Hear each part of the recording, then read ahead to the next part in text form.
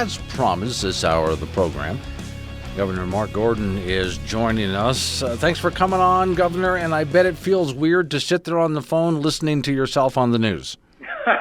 Yes, it does, Yeah, Glenn. How are you this morning? Very good. Just a side note here real quick.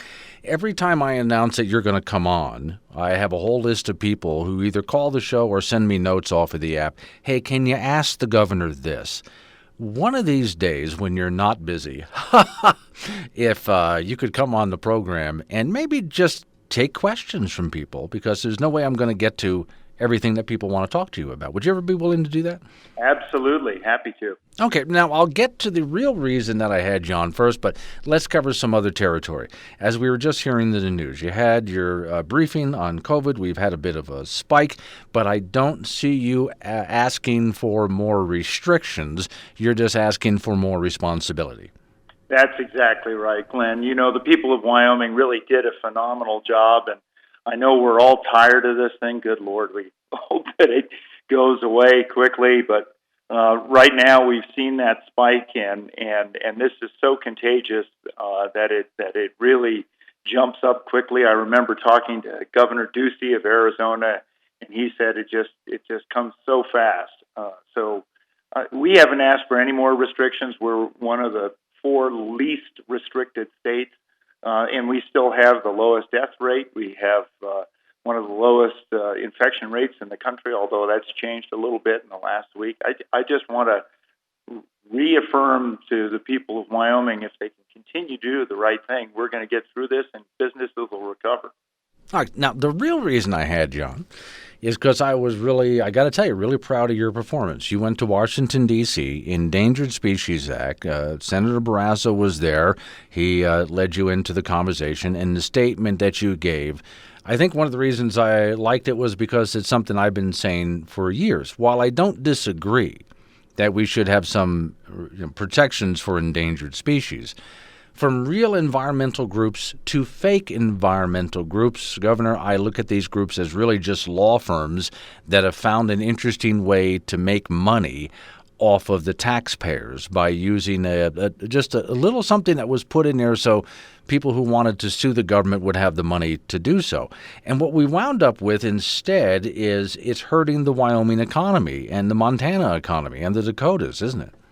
It absolutely is. You know, in the case of the grizzly, which is what we were really talking about, and Senator Barrasso's bill S4589 really speaks to this particular provision, which is to say, let the states take over the management of the wildlife, give them a 5-year grace period to see if what they do works from judicial review, and let the states make progress. In the case of the grizzly bear, when I started working on the grizzly bear back in the late 1970s, there were maybe 136 bears. We've just closed the dumps in the park. The bears were truly threatened. But now, former director of Game and Fish Talbot said if you can see 70% of the population flying up the South Fork of the Shoshone, it's pretty clear you don't have good estimates on the population, and we saw over 700 bears. Today, that's 1,400 bears in the area. Now, I can see why some that would call themselves environmentalists, they would care about the bear, and they don't want you to do anything with the bears. Just don't touch, leave things be. And those groups would sue. Now, I think that's misguided, but they have what they think is a legitimate reason. But then there are those groups. These are the law firms that I talk about. They'll just continue to sue and appeal because they're making money off of it. No, that's absolutely correct. If you prevail, you get your court costs back, and I think that's one of the biggest issues with this act is that we're no longer talking about biology. We're talking about technicalities and whether the act was applied correctly, or speculating on. Wyoming, for instance, we've had 3 administrations that have worked on this particular effort to reform the Endangered Species Act, Friedenthal, Mead, and now me. And we have invested tremendous amounts of money, millions of dollars, in the science that supports our efforts to delist this animal. And every single time we run into a court venue, where the judge says, well, did you consider this? Did you consider that? And so rather than saying, okay, here's the data, here's the management plan, let's see how it works for 5 years, and if it doesn't, then we'll go back and start again. What we do is we speculate on what might not have been, and then we shut it down, and you get your court costs. And then the environmental groups that do this, they're not inspired to delist the animal. They're inspired to make sure that the animal continues in crisis. Okay, and in that case, you had mentioned while you were testifying that basically they're shopping for judges, judge shopping. They find that judge, that activist judge that will rule in their favor, and these very clever lawyers can always get themselves in front of that judge who wants to do the same thing, just keep the case in court. That's exactly correct. That's exactly correct. And so you end up with, what-if games in front of a judge, and if the judge is so inclined, they'll say, well, I don't think you considered this, so go back and I'll deny the petition. Okay, well then we wind up with the problem. I think this is a part of the testimony that you gave that I didn't know this, and I thought it was the most disturbing. So the federal government orders the state of Wyoming to take certain environmental action to protect whatever species, but we have to pay for it? Well, yeah, that's one of the big challenges. Of course, we're inspired to try to figure out how to get this animal delisted. We do the management objectives. We invest in the science. That's the cost to the state, millions and millions of dollars. And the federal government only gives a little bit, about 200 a day. I think they've done about 2 million over the last few years, and that's off the top of my head, Glenn, so it may not be accurate, but we only get a few $100,000 towards the millions of dollars that we spend. But we don't get a say in how that's going to be managed. We have to do what we're told, is that right? That is correct. Yeah. That is correct.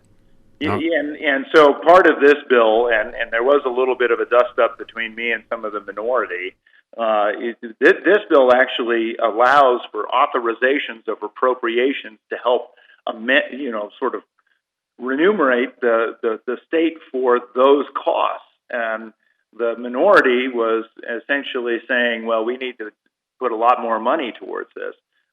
It's really an issue of semantics.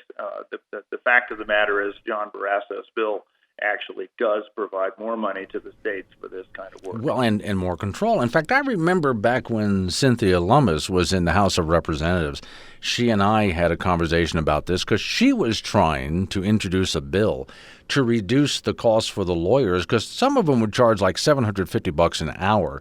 And she said that was outrageous. How about $150 an hour? Would have been a little bit more sustainable. Maybe so many lawyers wouldn't be so inclined to continue to sue. But let me switch because I think this is a related topic.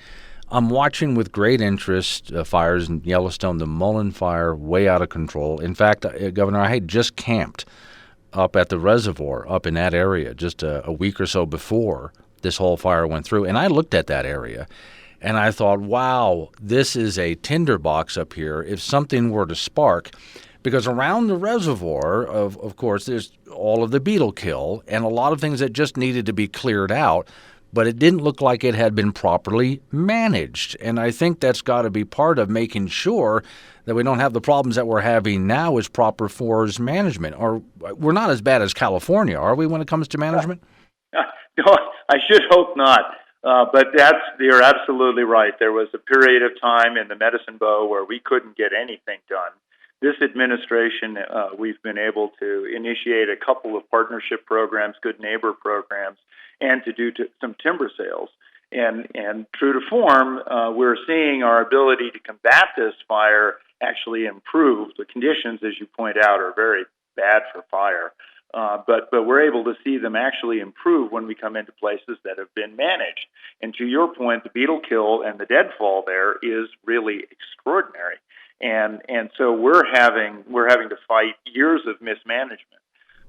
And so this is a really sad time. Yeah, well, now the problem will be that we want to manage this. I really do want to manage these areas so we don't have this problem again. But, okay, now we have a problem with money. That's the big problem facing the state right now. Where do you get the funds to manage it? Well, most of this is Forest Service, so it really is a Forest Service obligation. Sonny Perdue, you'll remember Glenn is a good friend of Wyoming. He came out a few years ago, rode with Congresswoman Cheney and me through the Thunder Basin. He knows Wyoming, and he's committed to trying to get management on these forests. Russ Baker, who's the forest supervisor down there, has done a phenomenal job of working with our administration to make sure that we are identifying places that we can do some timber cutting, get a more mosaic into that forest to get better management. But it is an obligation of the federal government. Okay. Well, I thank you for your time. I know you have a lot to do today, but I'll go ahead and have the lady Alex get a hold of my people. We'll call your people just to see if we can set up a time where we can just do some open phones. Because again, I've got, even while you're talking, so many people are sending me messages, and I'm sure there's a lot of questions that people around Wyoming would love to ask you. So we'll figure that time out at some point. Thanks for coming on this morning. Thank you, Glenn.